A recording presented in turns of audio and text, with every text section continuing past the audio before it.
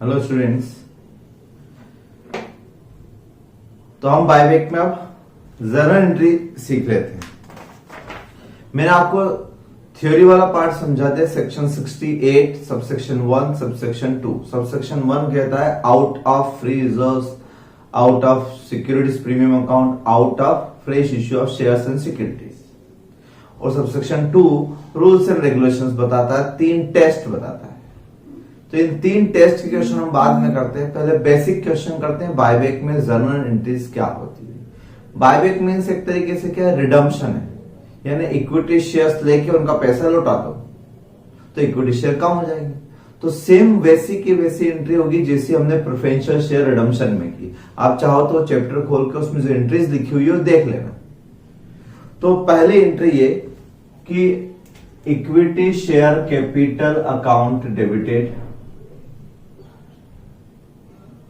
Premium on buyback account debited to shareholders account. याद करो वहां पर भी ये एंट्री की थी और यहां पर भी एक क्वेश्चन ऐसा रखा, कॉम्बिनेशन जो प्रेफरेंशियल शेयर रिडम्पशन भी है और बायबैक भी है। तो सेम वहां पर भी ये था। ये प्रीमियम ऑन बायबैक या प्रीमियम ऑन रिडम्पशन लॉस होता है इसलिए डेबिट कर देंगे। ठीक है, तो यहां पर आप लिखोगे, ये लिखोगे और ये एक तरीके से हमने लायबिलिटी क्रिएट कर ली। हमें शेयर होल्डर को 100 रुपए देना है प्लस 2 रुपए प्रीमियम के देना है तो 102 रुपीज, यानी ये हो गया आपका being amount due to shareholder. ये अमाउंट ड्यू हो गया। फर्स्ट एंट्री हमेशा ही 5 एंट्री का सेट बताया था वहां पर भी, यहां भी वही बताऊंगा। अब पहले इसका अरेंजमेंट कर लेना कि ये प्रीमियम लॉस जो है ये हम सेट ऑफ कर लें। किससे कर लें? तो premium on buyback account create कर देंगे। ये अकाउंट यहां खुला, यहां बंद हो गया। अब इसको आप सेट ऑफ कर लो। या तो आपके पास सिक्योरिटीज प्रीमियम अकाउंट पड़ा हुआ है, बैलेंस शीट में दिख जाएगा, उसमें हो तो वो, या आपके पास फ्री रिजर्व्स होते हैं तो फ्री रिजर्व्स से कर लो आप। ठीक है, ये हुई एंट्री। नरेशन इसकी क्या? तो इसकी यही नरेशन हो जाएगी आपकी कि transfer of premium on buyback या premium on buyback adjusted against premium account और फ्री रिजर्व्स अकाउंट। किसी से भी कर सकते हो, कोई रैंकिंग नहीं। वैसे ज्यादा कोशिश क्या करेंगे हम, प्रीमियम टू प्रीमियम करना बेस्ट होता है, क्योंकि फ्री रिजर्व तो कहीं और भी यूज कर लेंगे ना, इसको क्यों बिगाड़े। तो इसका हिसाब आप पहली बार में क्लियर कर देना। अब बचा ये जो सेक्शन 68 हमने पढ़ा, ये इसके बारे में पढ़ा, इसके बारे में नहीं, पेमेंट के बारे में, फंडिंग के बारे में नहीं पढ़ा हमने। फंडिंग तो है अवेलेबल, आप अज्यूम करोगे करंट असेट्स में खूब कैश एंड बैंक बैलेंस, वो फंडिंग के लिए नहीं, वो कैपिटल की रिक्वायरमेंट है। यहां पर आप हमेशा क्या लिखोगे? फेस वैल्यू, क्योंकि बायबैक हमेशा फुली पेड शेयर्स का ही होता है, पार्टली पेड का होता ही नहीं। तो अगर शेयर 10 का है तो पूरे 10 से इंटू करके लिखूंगा मैं, total number of shares into face value. ये कैपिटल आपकी बैलेंस शीट से हटी, आपकी बैलेंस शीट से इक्विटी शेयर कैपिटल इतने रुपए की डिलीट होगी, मान लो 2 लाख रुपए की। तो इसकी जगह पर क्या आना चाहिए? 2 बात, या तो fresh issue of shares and securities या सीआरआर आ जाना चाहिए। सीआरआर मतलब आउट ऑफ फ्री रिजर्व्स और आउट ऑफ प्रीमियम अकाउंट।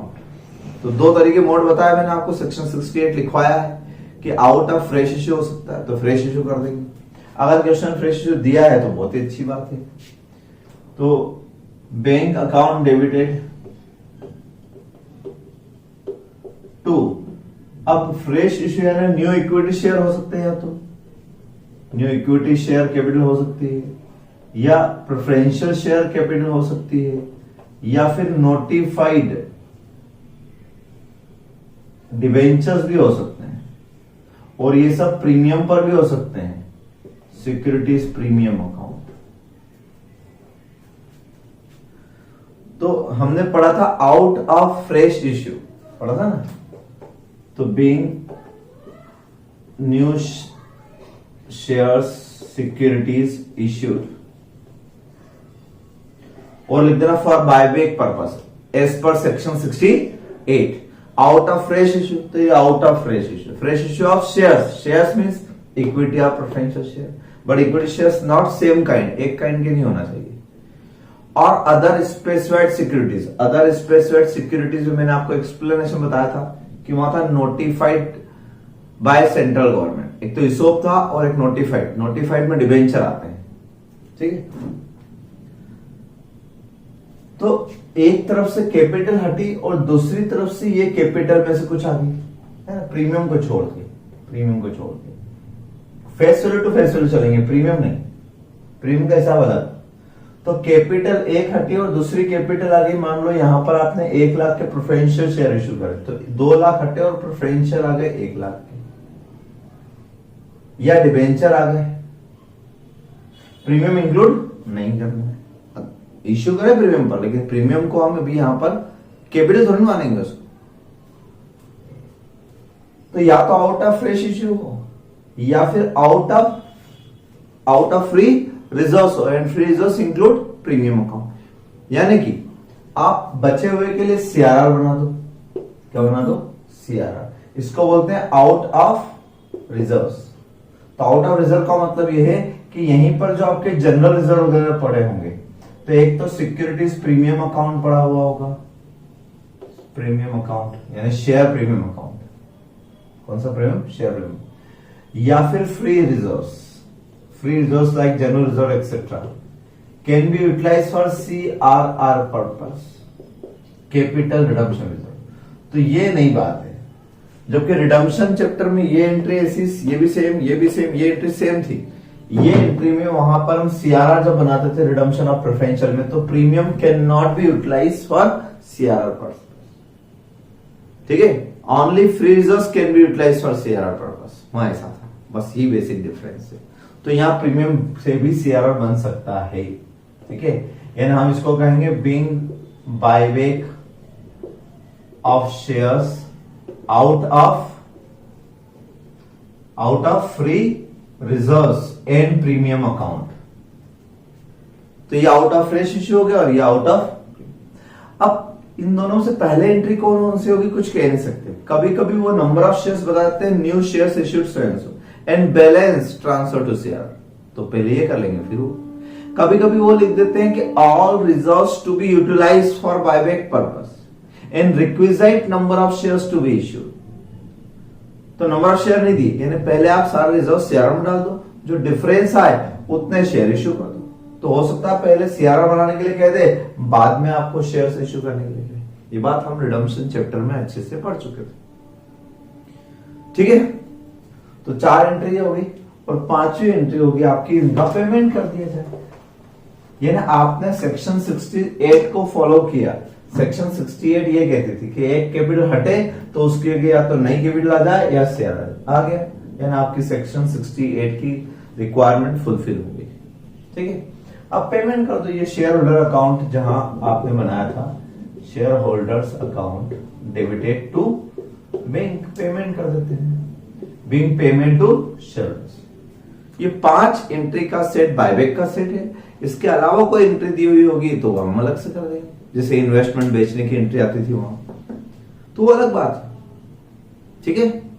ये है आपका, और इसके बाद आपको इन 5 एंट्री का इफेक्ट देते हुए नई बैलेंस शीट बनाना है, हर क्वेश्चन प्रैक्टिस करना, और बैलेंस शीट भी फॉर्मेट वाइज कंपनी के क्वेश्चन है, कंपनी का फॉर्मेट आपको याद है और बहुत बार क्वेश्चन हम कर चुके हैं।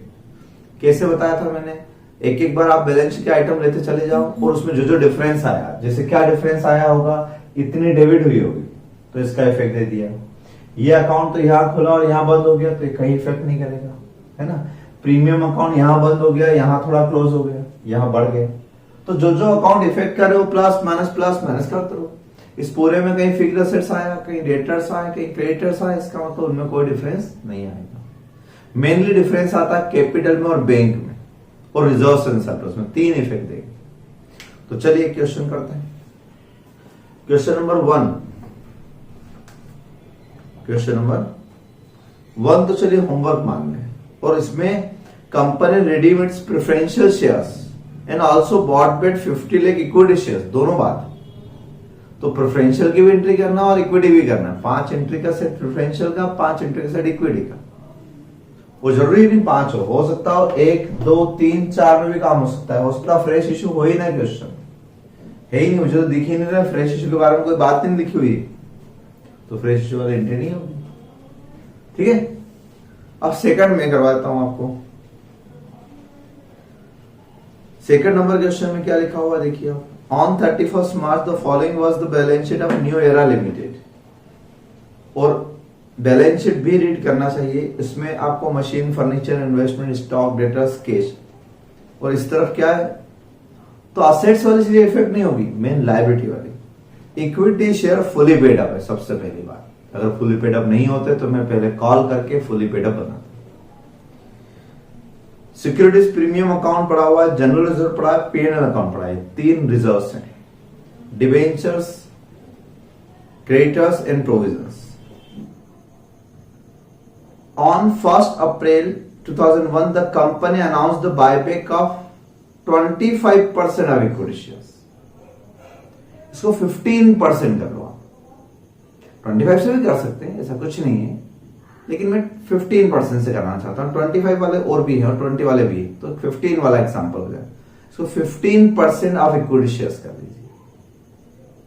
ठीक, तो 15% of equity shares at the rate 15 per share, यानी 10 का शेयर 15 पे, यानी 5 रुपए प्रीमियम पर बायबैक हो रहा है। ठीक है, और 15 की रेट दी, यानी नंबर ऑफ शेयर्स भी आपके पास है, प्राइस भी आपके पास है, दोनों एलिमेंट आपके पास है। For the purpose it sold its investment for 150 lakhs and issue 2 lakh 14% preferential shares of 100 each at par. एक तो इन्वेस्टमेंट बेचे और एक नए शेयर इश्यू किए। The entire amount being payable with application, सारा पैसा एक साथ आ गया। इश्यू वाज फुली सब्सक्राइब, यानी जो प्रेफरेंशियल शेयर इश्यू किया वो सब्सक्राइब हुए 100%, fully subscribe. Company achieve the target of buyback, buyback complete हो गया। लेटर ऑन मीन्स बायबैक होने के बाद the company issued 1 fully paid equity shares of 10 each by way of bonus shares for every 4 shares held by the equity holder। Bonus share भी आ गया इसमें, तो थोड़ा सा वो पॉइंट भी समझ लेंगे, लेकिन वो पॉइंट बायबैक के बाद। अब आपसे पूछा show journal entries of all the transactions including cash transaction, और साथ में बैलेंस शीट भी बनाना आप इसके। तो मैं बताता हूं आपको जर्नल एंट्रीज। अभी मैं ये एंट्रीज लिखी हुई रहने देता हूं। सबसे पहले इन्वेस्टमेंट की एंट्री आई, यानी कुछ एक्स्ट्रा अलग कोई एंट्री तो पहले वो कर दिया। Investment, income tax paid, bad debts, ये फालतू में देते हैं कई बार, तो आप पहले वो एंट्री कर लो, फिर बायबैक की एंट्री स्टार्ट करेंगे। तो इन्वेस्टमेंट बेचे इन्होंने, ये क्यों बेचे होंगे? फंडिंग के लिए, पैसे के लिए। सेक्शन 68 के लिए नहीं, सेक्शन 68 के लिए, सेक्शन 68 में इन्वेस्टमेंट बेचने का कोई कंसेप्ट ही नहीं है। तो आप पहले ये इन्वेस्टमेंट की एंट्री कर दो। इन्वेस्टमेंट क्या है? ऑल इन्वेस्टमेंट कितने के? 148 के, और बेचे कितने में? 150 में। तो इन्वेस्टमेंट की एंट्री क्या होगी? फर्स्ट नंबर पे कर देना, बैंक अकाउंट डेबिटेड, पैसा आया 150। इन्वेस्टमेंट गए कितने के? इन्वेस्टमेंट अकाउंट 148, एंड बाकी का क्या है? Profit and loss account 2। इस सेल ऑफ इन्वेस्टमेंट की एंट्री। ठीक है, ये एंट्री होगी। शेयर्स इश्यू हुए, प्रेफरेंशियल शेयर्स इश्यू हुए, वो क्यों होंगे? डेफिनेटली बायबैक के क्वेश्चन में अगर नए शेयर इश्यू हुए तो मतलब ये फ्रेश इश्यू हुआ फॉर बायबैक पर्पस, या डिबेंचर इश्यू हुए, कुछ नहीं लिखा तो डिबेंचर नोटिफाइड मानेंगे, या इक्विटी शेयर इश्यू हुए, तो ये बायबैक पर्पस के लिए हुआ ना फ्रेश इश्यू, तो उसकी एंट्री तो हम सीक्वेंस में कर लेंगे। आप चाहो तो पहले भी कर सकते हो, ऐसा कोई जरूरी नहीं कि ये पहले नहीं हो सकती, आप चाहो तो पहले नंबर पर कर दो।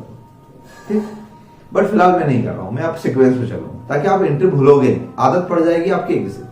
सबसे पहले एंट्री ड्यू की, क्योंकि हम पहले देखें तो से अरेंजमेंट कितने का करना है, कितने शेयर्स बायबैक में लेना है, कितना पैसा देना है, अरेंजमेंट तो देखें।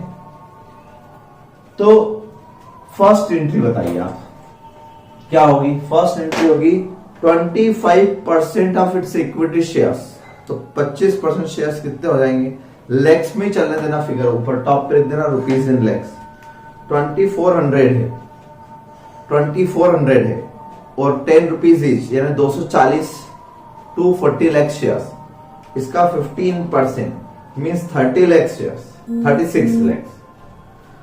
तो 36 lakh shares of ₹10 each, 36 lakh share of 10 each at 15 per share, यानी 5 रुपए प्रीमियम पर। 5 रुपए प्रीमियम का मतलब हो गया 180, तो ये हो गया आपका 540। कितना पे करना है? 540 पे करना है। और आप चाहे तो नरेशन और क्लियर लिख देना, 36 lakh shares being 15% of total shares, buyback at the rate 15 per share. यही नरेशन पूरी लिखना चाहिए, ठीक है। तो यहां से हमें क्लियर हो जाएगा कि हमें अरेंजमेंट कितना करना है। तो पैसे के अरेंजमेंट का हमको नहीं सोचना है, वो उन्होंने सोच रखा। आप सेक्शन 68 का अरेंजमेंट सोचो और सेक्शन 68 इसके बारे में, ठीक है। लेकिन इस लॉस को भी तो सेट ऑफ करना है, तो सबसे पहले इस लॉस को सेट ऑफ करेंगे। 180 यहां पर है, 180 यहां पर, premium on buyback account close कर दिया। इसको कहां से सेट ऑफ कर सकता हूं मैं? तो मेरे पास प्रीमियम अकाउंट पड़ा हुआ, सिक्योरिटीज प्रीमियम अकाउंट 180 का है, यस है, तो पूरा 180 मैंने यहां से सेट ऑफ कर दिया। तो मुझे जनरल रिजर्व में से कुछ करने की जरूरत ही नहीं। तो मैंने कहा था प्रायोरिटी आप देना प्रीमियम टू प्रीमियम बेस्ट है, वहां पे भी हम यही करते थे। रिडम्पशन कम होता तो मैं प्रीमियम जनरल रिजर्व लिख देता है, ठीक है। चलिए, तो इसका हिसाब सबसे पहले ही खत्म कर। ये 2 एंट्री तो बिल्कुल फिक्स है।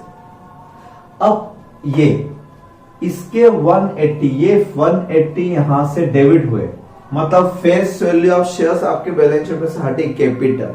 इसकी अगर नई कैपिटल लाना है तो फ्रेश इशू या फिर सीआरआर लाना है, बस इतना सा कंसेप्ट। फेस वैल्यू के बराबर तो 360 के बराबर या तो नए शेयर इशू करते हैं। नए शेयर इशू कितने के हुए? तो नए शेयर की एंट्री क्या? न्यू शेयर्स इशू हुए, प्रेफरेंशियल शेयर्स इशू। क्या लिखा था? And issue 2,14% preferential shares of 100 each at par in entire amount received. तो 2 लाख शेयर, ठीक है, लेक्स में ना सारा फिगर। 2 लाख शेयर 100 रुपए का एक, 2 लाख शेयर 100 रुपए का एक, यानी कि 200 लैक्स। 200 लैक्स आए at par. 14% preferential share capital account 200 lakh, ठीक है ना। Being fresh issue of preferential shares for buyback purpose. किस पर्पस के लिए? बायबैक पर्पस के लिए आपने शेयर इश्यू किए। क्लियर? 2 लाख शेयर 14% के 100 पार। इसका मतलब ये हुआ कि आपकी एक तरफ से कैपिटल हटी 260 और ट्रेड हो गई 200 से नई कैपिटल, है ना। बैलेंस शीट में 360 से कैपिटल हटी, 200 से नहीं आ गई। अब बचे 160 का सीआरआर बनाना है। कितना बनाना है? 160। ऐसे सीआरआर का अमाउंट तय करते थे वहां, वही कंसेप्ट यहां पे भी। सीआरआर पहले से तय कर लो, 160 सीआरआर बनेगा। कैसे समझ आएगा? और कभी कभी उल्टा बोलते हैं, ये नहीं दिया होता है, वो लिखते हैं एंटायर रिजर्व्स में भी यूटिलाइज फॉर। तो एंटायर रिजर्व्स मतलब जो रिजर्व जितने बचे हों, एंटायर रिजर्व का मतलब फ्री रिजर्व्स। सेक्शन 68 में फ्री रिजर्व और प्रीमियम। तो पहले जितना प्रीमियम अकाउंट बचा है, जितना सिक्योरिटीज प्रीमियम है और रिजर्व है, उनको आप सीआरआर बना लो। जो बचेगा उतने शेयर इश्यू कर देना। उल्टा भी हो सकता था, मान लो 200 शेयर का कह देते तो बचे हुए 180 के मैं शेयर इश्यू कर देता 160 के। और प्रीमियम होता तो प्रीमियम अलग, 160 यहां आना चाहिए, प्रीमियम वो अलग। तो ऐसे तो आप चाहे तो रिडम्पशन ऑफ प्रेफरेंशियल शेयर्स वाला चैप्टर पढ़ लेना, पूरा कंसेप्ट पे। 160 का अरेंजमेंट कहां से करूं? तो 160 सेक्शन 68 प्रीमियम से भी हमें अलाउड करता है सीआरआर, तो हम क्यों ना प्रीमियम का इस्तेमाल करें। प्रीमियम है हमारे पास। प्रीमियम कितनी है हमारे पास? प्रीमियम 350 थी, 350 में से यहां 180 चलेगी, ये भी याद रखना। अच्छा, नई प्रीमियम से हुआ मतलब नहीं, ओल्ड प्रीमियम अकाउंट से एडजस्ट करना, नई प्रीमियम को कुछ भी नहीं करना, वो हो तो भी पड़े रहने देना। 170 बच रहे हैं, तो 170 रुपए ये ले लेते हैं। सॉरी, 170 की जरूरत ही नहीं, हमको तो 160 में ही काम हो जाएगा, 160 में ही काम हो जाएगा हमारा, तो ठीक है ना। तो यानी इसमें हमें फ्री रिजर्व्स की तो जरूरत ही नहीं पड़ी, फ्री रिजर्व्स की तो जरूरत ही नहीं पड़ी आपको। 350 था, 350 में से 180 यहां यूज हो गया। ठीक है, चलिए तो अब आगे चलते हैं। ये हो गया सारा। तो ये रिक्वायरमेंट पूरी हो गई आपकी कैपिटल से या फ्रेश इश्यू से, क्लियर हो गई। प्रीमियम का इस्तेमाल हुआ तो प्रीमियम से कर लिया, कोई दिक्कत नहीं। कम होता तो क्या लिख देता मैं यहाँ पे, जनरल रिजर्व भी था मेरे पास, पीएन अकाउंट भी था मेरे पास, और लास्ट में उसका पेमेंट कर दो पूरे 540 अकाउंट यहाँ खुला और यहाँ बंद हो जाएगा। ये हो गया आपका क्वेश्चन कंप्लीट। इस तरीके से करना है, ठीक है। और अब लास्ट एंट्री क्या है कि बोनस शेयर्स। एक और पूछ लिया उन्होंने अलग से। After buyback later on company issue 1 fully paid shares of 10 each by bonus for every 4 shares held। 4 के बदले में 1, 4 के बदले में 1। ये एंट्री मिटा दो।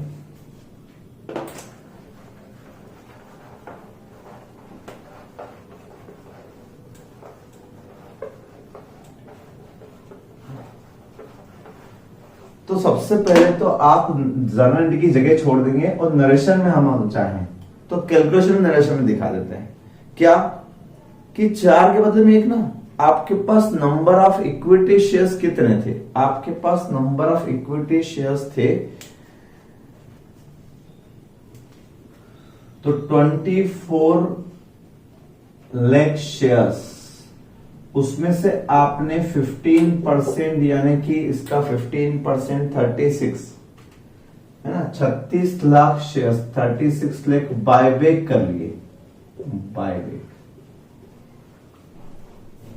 जो क्वेश्चन में 25% लिखा है उसको 15% कर लेते हैं। कितने से 15%। तो 240 लाख शेयर 15% 36। अब बचे कितने रिमेनिंग इक्विटी शेयर्स।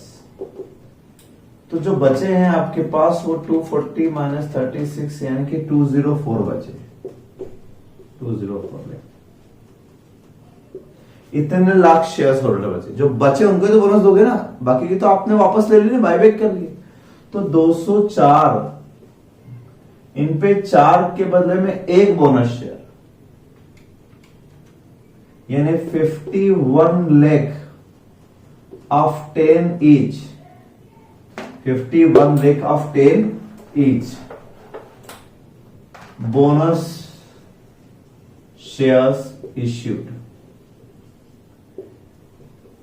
तो आप पहले अमाउंट तय करो कि आप इक्विटी शेयर कैपिटल 10 वाला कितने इश्यू करना चाहते हो। 510 लाख रुपए का, 510 का। ये तो करते थे वहां पे। और 2 एंट्री भी घुमा सकते थे ऐसे। 2 एंट्री क्या, एक reserve debited to bonus to shareholder और फिर दूसरे में bonus to shareholder to equity share. लेकिन जब क्वेश्चन पता है कि बोनस का स्पेशली क्वेश्चन नहीं है, ये मेन तो क्वेश्चन बायबैक का, उसके साथ एक एंट्री सपोर्टिंग, तो डायरेक्ट करो ना। क्या होता है बोनस शेयर में, कोई कैश इनफ्लो तो होता नहीं, पैसा तो आता नहीं, रिजर्व कैपिटलाइज हो जाते हैं। तो मैंने आपको बोनस चैप्टर पढ़ाया, उसमें रैंक बताई थी कि सबसे पहले आप सीआरआर का यूज किया करो, क्योंकि सीआरआर होते ही इसीलिए कि CRR can be utilise only one purpose, that is bonus shares. तो हमारे पास सीआरआर 160, हम 160 तो ये यूज करेंगे सबसे पहले। फिर अगर कोई कैपिटल नेचर के हो, यानी कैपिटल रिजर्व हो, प्रीमियम अकाउंट हो, तो वो यूज करा करो। तो हमारे पास प्रीमियम अकाउंट भी है। प्रीमियम कितना है, अब प्रीमियम हमारे पास 350 में से 180 तो पहले यूज हो गया था, फिर 160 यहां यूज हो गया है ना, यानी कि अब बचा सिर्फ 10। और नए शेयर तो एट पार इश्यू हुए थे, अगर वहां प्रीमियम होता तो वो भी ले लेता। तो सारा प्रीमियम अकाउंट तो सिवाय 10 ही बचा सिर्फ, तो 10 ये यूज कर लेता हूं। अब बाकी कहां से ले, तो हमें 510 में से 170 तो ये आ गए, 340 चाहिए। 340 कहां से ले, अपने पास जनरल रिजर्व है, बहुत सारा है, पीएनएल भी है, आप किससे भी ले सकते हो। पीएनएल जनरल रिजर्व में कोई प्रॉब्लम नहीं, बट जनरल रिजर्व ज्यादा बेस्ट, जनरल रिजर्व से दिया। तो ये रैंक मैंने बताई थी आपको। और नरेशन इस एंट्री में लिखना जरूरी कि आपने किया क्या।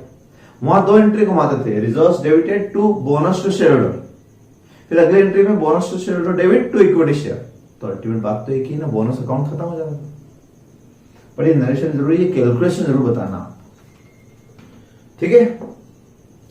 और अब बैलेंस शीट भी बनाना है, तो बैलेंस शीट में आप खुद देख लो किस पे इफेक्ट आएगा, इक्विटी शेयर्स पे इफेक्ट आएगा नहीं।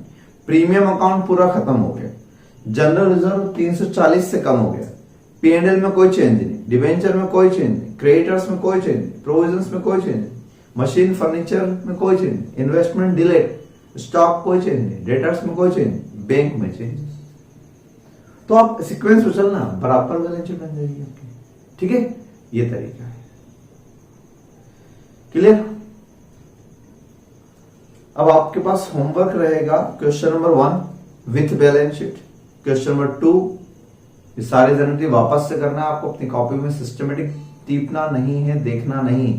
एक बार पूरा वीडियो पढ़ सुन लो, पूरा देख लो, फिर करने बैठो। वीडियो के साथ साथ मत करो, पहले पूरा वीडियो कॉपी बुक सामने रख के पूरा समझते चले जाओ और फिर अपनी कॉपी में वापस करो, फिर चेक करो क्या आपने सही किया या नहीं किया। और उसके बाद क्वेश्चन नंबर 3 भी करना है। क्वेश्चन नंबर 3 में सिर्फ इतना बता दूं मैं आपको कि इसमें सेकंड नंबर पे इश्यू ऑफ 13% डिबेंचर्स लिखा है at premium 10% to finance the buyback of shares, ठीक है। तो ठीक है, फाइनेंस का अरेंजमेंट तो हो जाएगा, फ्रेश इश्यू जो भी करते हैं, नए शेयर इश्यू करते हैं, यहां पर भी नए शेयर इश्यू किए तो पैसे का अरेंजमेंट हुआ। लेकिन मैंने कहा हमें अमाउंट का अरेंजमेंट के बारे में नहीं सोचना है, हमें सोचना है कि ये डिबेंचर्स नोटिफाइड है कि नहीं, क्योंकि अगर ये नोटिफाइड हुए तो फ्रेश इश्यू कहलाएंगे, फिर हमें सीआरआर कम बनाना पड़ेगा। और अगर ये नोटिफाइड नहीं हुए तो हम इसको कंसिडर नहीं करेंगे, एंट्री करेंगे लेकिन इसको सीआरआर में कंसिडर नहीं करेंगे, तो हम सीआरआर पूरा बनाएंगे। तो आप क्या अज्यूम करोगे, आप सभी लोग इसको नोटिफाइड डिबेंचर इश्यू अज्यूम करोगे और आप इस क्वेश्चन में नीचे नोट डालोगे। क्या नोट डालोगे, आप चाहो तो अभी जगह है नीचे, वहां लिख लो, as per explanation given under section 68 fresh issue of shares and other securities includes shares issued under ESOP and other notified securities by government. So we assume that the given debentures, 13% debentures are notified for the purpose of buyback. ठीक है, ये assumption आप लिख दो, assume पे underline कर दो, ठीक है ना। तो अब आपको ये फ्रेश इश्यू हो गए 5000 डिबेंचर 100 रुपए का, यानी 5 लाख के तो फ्रेश इश्यू हो गए। प्रीमियम वाला, प्रीमियम को तो इंक्लूड करते ही नहीं। तो आप अब सीआरआर कितना बनाओगे, तो बचे हुए का सीआरआर बनाओगे ना, यानी आपका बायबैक कितने का हो रहा है, 20% का हो रहा है पेडअप कैपिटल का। तो 50 लाख रुपए का 20% यानी कि आपका 10 लाख, 10 लाख का आप बायबैक कर रहे हो, तो 10 लाख रुपए में से 5 लाख का अरेंजमेंट तो डिबेंचर से हो गया आउट ऑफ फ्रेश इश्यू। यानी आपकी बैलेंस शीट में से 10 लाख की इक्विटी कैपिटल हटेगी, 5 लाख के नोटिफाइड डिबेंचर आ गए, तो अब सीआरआर कितने का बनाना पड़ेगा, 5 का। तो 3rd नंबर क्वेश्चन भी आप करेंगे। तो 1 2 3 3 क्वेश्चन आपके होमवर्क में होगा, ठीक, ये करना है, क्लियर।